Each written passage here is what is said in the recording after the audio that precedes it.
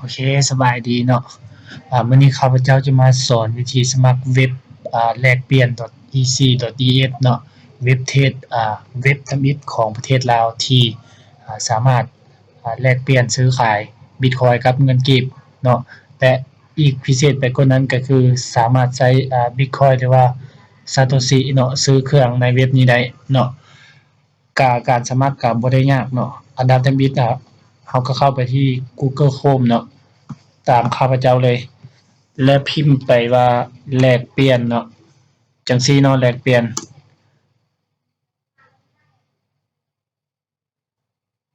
โอเคนี่เป็นหน้าทำอิฐที่เราเข้ามาเว็บไซต์แล้วเนาะหลังจากนั้นเรามาคลิกที่สมัครสมาชิกใหม่ที่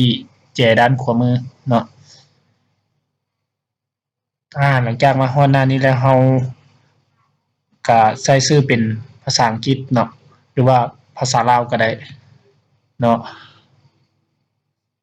พิมพ์ใส่ช่องนี้เนาะชื่อผู้ใช้งานเนาะเราจะใช้เป็นอ่า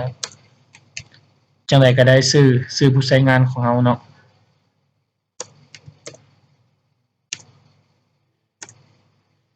แล้วผมจะใช้จังซี่เนาะตัวนี้แม่นใช้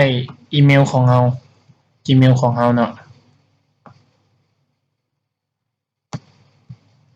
สอบ Gmail ก่อนลืม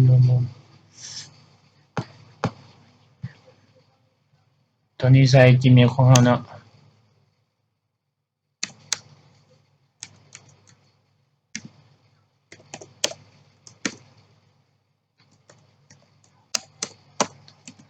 คอม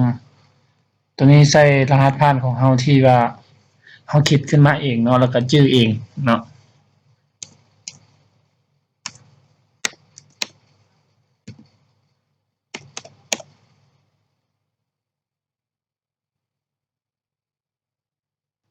ตัวนี้แม่นรหัส4ตัวลับของเราเนาะรหัสลับของเราตัวนี้แม่นสำคัญเลยเราบ่ต้องลืมเนาะเราเขียนขึ้นมาจังไดก็เราก็บ่ต้องลืมเนาะแม่นอยู่ที่ตัวเราเองเนาะรหัสลับคลิกที่สมาชิกสมัครสมาชิกเนาะหลังจากกรอกข้อมูลแล้วตัวนี้เนาะเวลาเราสมัครเราจะบ่ให้ไผเห็นเลยเนาะแต่ว่าระบบของเว็บไซต์ตัวนี้มันมีความปลอดภัยสูงเนาะตัวนี้เราจะจื้อไว้เลยแม่นรหัสลับของเราเนาะถึงว่ามีคนเข้าไปเห็นอยู่แต่ว่าเข้าไปเว็บไซต์ของเพิ่นเนาะจะเบิ่งว่าชื่อตรงกับอีเมลหรือว่ามีหยังบ่ถ้าบ่ตรงเพิ่นจะบ่อนุญาตให้เนาะหลังจากเราคลิกที่สมัครแล้วเราก็คลิกที่กากบาทตัวนี้ก็ได้เนาะแต่ว่าเราต้องจื้อชื่อผู้ใช้งานกับรหัสผ่านของเราเนาะ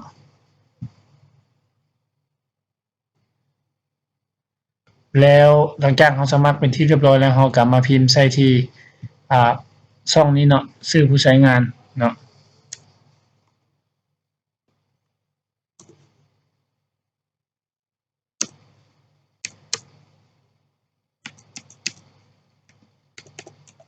แล้วเราก็เข้าสู่ระบบ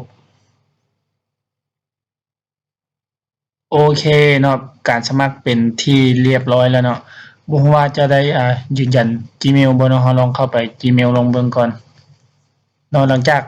สมัครแล้วจะเป็นหน้าตาจังซี่เนาะ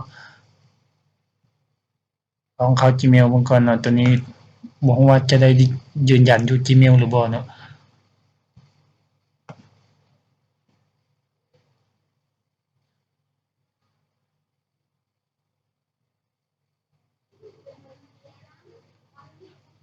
บ่ได้ยืนยันเนาะ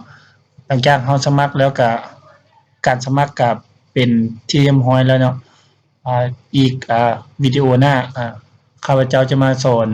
เกี่ยวกับเมนูต่างๆเนาะทำความรู้จักเกี่ยวกับเว็บไซต์บิตของประเทศลาวเราเนาะว่า